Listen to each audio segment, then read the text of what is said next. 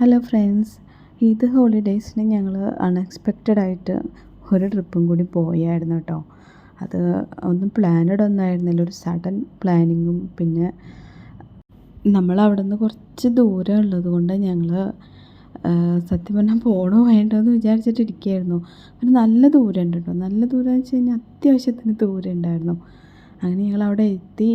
അവിടെ ബീച്ചിന് അടുത്ത് തന്നെ അവിടെ നമ്മുടെ ഒരു ഫ്രണ്ടിൻ്റെ ഹോട്ടലുണ്ടായിരുന്നു. അപ്പോൾ അവിടെ നമ്മൾ സ്റ്റേ ചെയ്തു. 3 റൂമാണ് നമ്മളവിടെ എടുത്തിട്ടുണ്ടായിരുന്നത്.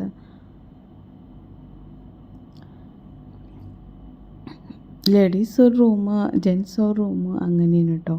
പിന്നെ കുഞ്ഞു കുട്ടികളൊക്കെയുള്ള ഫാമിലിയൊക്കെ ഉണ്ടായിരുന്നു. അപ്പോൾ അവർക്കൊരു പ്രൈവസി കിട്ടിക്കോട്ടെ എന്ന് വെച്ചാൽ ഞങ്ങളങ്ങനെ 3 റൂം എടുത്തിട്ടാണ്.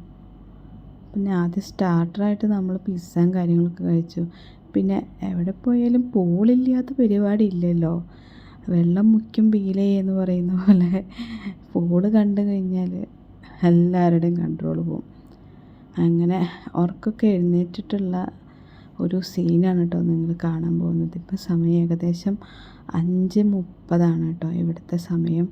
പുലർച്ചെ കേട്ടോ, പുലർച്ചയ്ക്കുള്ള വ്യൂ ഇതിനാണ് ശരിക്കും പറഞ്ഞു കഴിഞ്ഞാൽ ഞങ്ങൾ ഇങ്ങോട്ട് വന്നത്, ഈ ഒരു വ്യൂ കാണാൻ വേണ്ടിയിട്ട്.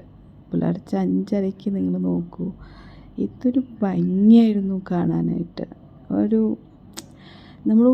നമ്മൾ രാത്രിയിൽ കണ്ടപ്പോൾ ഞങ്ങൾ ഒരിക്കലും എക്സ്പെക്റ്റ് ചെയ്തിട്ടുണ്ടായിരുന്നില്ല ഇത്രയും നല്ലൊരു വ്യൂ. അത് നമ്മൾ ഡയറക്റ്റ് കാണുമ്പോണ്ടല്ലോ എൻ്റെ സാറേ, അടിപൊളി വ്യൂ ആയിരുന്നു കേട്ടോ.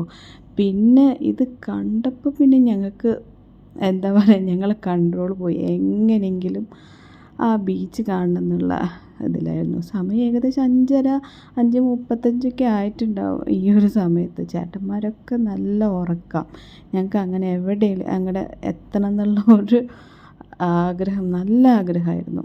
അങ്ങനെ ചേട്ടന്മാരൊക്കെ എണീപ്പിക്കാൻ വേണ്ടി നോക്കിയപ്പോൾ ഒരു ബ്രോ എഴുന്നേറ്റു. അങ്ങനെ ഞങ്ങൾ അങ്ങോട്ടേക്ക് പോവുകയാണ് കേട്ടോ. ഇവിടെ കുറച്ച് റെസ്ട്രിക്റ്റഡ് ഏരിയ എന്ന് തോന്നുന്നു, കാരണം ഇവിടെ അങ്ങനെ വിസിറ്റേഴ്സ് ഒന്നും അലൗഡല്ല, ആരെയും കാണുന്നില്ല. അപ്പോൾ അതുകൊണ്ട് നമുക്ക് വണ്ടി എടുത്ത് പോകാൻ ഇച്ചിരി പേടിയായിരുന്നു.